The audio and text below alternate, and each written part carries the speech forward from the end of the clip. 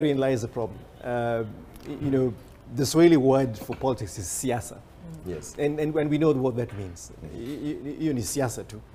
But politics is a really serious deal. Correct. It is about who gets what, when, and why. It's about appropriating the infrastructure and the bounty of this country in an equitable way. Right. So it is serious business. Now, the problem is that the individuals who raise their hands and step up to the plate to run for political office are seldom prepared for these jobs. They don't understand what this is about. And as Alfred has said, if you look at advanced democracies, I wouldn't even call them advanced democracies, in societies where people take these jobs very seriously, Right.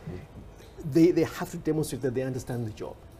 Ahead of any presidential campaign launch is always a book launch, Correct. where somebody says, this is my rumination, this is my understanding of the seriousness of the responsibility I'm about to apply myself to. When you look at our politicians, and even in the last presidential debate, the deputy president showed up and was subjecting himself to questions, but you could see that he was lacking in depth when it comes to the fundamental specifications of his own manifesto. Now, that is extremely worrying. So the question is, who's going to run the government for him? Who understands the minutiae, the detail that is around even the specifications about where should agriculture go, okay? What about managing our debt crisis? What about raising revenues to basically fund government programs? What about right-sizing government so that we can get out of this binge of borrowing? Because the problem is not the debt, the problem is spending. And there's a revenue problem there. Now, you'd expect the president to apply himself there. And when people come to these political campaigns and rallies, they expect the man to enunciate his vision to help us understand why is he fit for office. Correct. But as Alfred says, people roll up their sleeves, they wear ties that are matching, and they push stuff around and they say, yeah, we're ready for office. And I think this is our problem as Kenyans. I always say that the leaders that we elect don't come from Mars. There are brothers and sisters, and that we allow such incompetent, ill-prepared people to rise the very highest levels of political leadership in this country, it's shame on us. Right. So I just want to finish this, but the star leads with elect DP at your own peril. Uhuru Kenyatta tells the Mountain he wants a region that residents will live to regret. The President Kenyatta claims that the DP is corrupt and thrives on lies. Also on the Star, government clash with Ruto over hate leaflets. Let's talk about the murkiness of this moment as we move away from the historical, but the murkiness of this moment. Not just to campaign against your deputy or campaign against your boss. That sort of thing has become normal now. What have we learned with the president and the deputy dealing with each other in the last 5 years that the next people walk into office cannot do? For instance, what is the security of Rigathi Gachagua or Martha Karua that they would actually be deputy presidents? Yeah, thanks, James. I think one of the things that these guys are not telling us, and eventually they'll tell us when they write their memoirs, is if they ever do, if they ever do, what exactly caused this fallout? Yeah, because we know generally that the president, as the headlines show there, has declared the deputy a thief, and I think because of working together, he must have inside information that that has led him to that conclusion. Of course, Kenyans have been suspecting that the deputy president is a thief, but coming from the president, it is very, very strong. That is very, very strong. They both owe us a lot of details, yes. in all honesty. And the deputy president, on the other hand, has accused the president and his family of state capture, which is just another name of even a bigger thief. Right. And they know each other very well.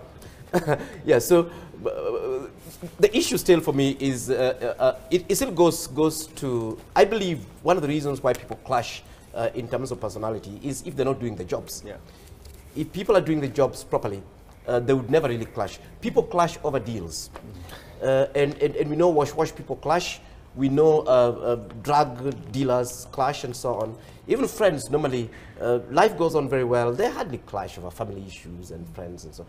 But normally when you say, oh, we had a deal with Alfred and he got more than his fair share, people actually clash there. So the question, and to me this is the most important thing, that these guys who get into politics as deals, And we've seen that language in Kenyan politics for many years, that the country is big, the cow is big. They liken our country with a cow that is to be chopped up and eaten and to be shared amongst, you can imagine these guys with their big stomachs, chopping up our country, which is me and you, and our resources, and dividing amongst themselves and so on.